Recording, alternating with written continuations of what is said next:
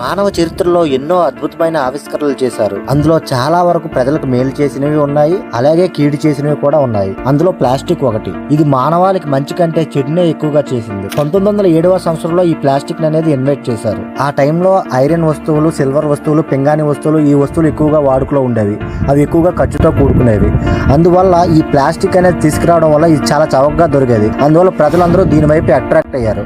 దీనివల్ల వచ్చే డిసడ్వాంటేజెస్ ని ఎవరు అప్పట్లో పట్టించుకోలేదు. ఈ జనరేషన్ కి వస్తే ప్రపంచంలో ఎక్కడ చూసినా ప్లాస్టికే కనిపిస్తుంది. దీనివల్ల ఎంతో మంది తమ ప్రాణాలు కోల్పోయారు. పశువులు, జంతువులు, పక్షులు, పసిపిల్లలు తాగే వాటర్ బాటిల్ నుండి పెద్దల స్కూటర్లకు ఉపయోగించే టైర్ల వరకు అన్ని ప్లాస్టిక్స్ తోనే తయారయ్యేవి. దీని నుంచి వచ్చే మైక్రో ప్లాస్టిక్ వల్ల ఎంతో మంది తమ ప్రాణాలు కోల్పోతున్నారు. మనిషి రక్తంలో మైక్రో ప్లాస్టిక్, మనిషి బ్రెయిన్ లో మైక్రో ప్లాస్టిక్, టోటల్ గా హ్యూమన్ బాడీయే ఒక ప్లాస్టిక్ పదార్థంగా తయారవుతుంది. ఈ మైక్రో ప్లాస్టిక్ గురించి ఫుల్ వీడియో చేశాను. ఈ 6వ మార్క్ కింద ఉన్న లింక్ ప్రెస్ చేసి ఫుల్ వీడియో చూడండి.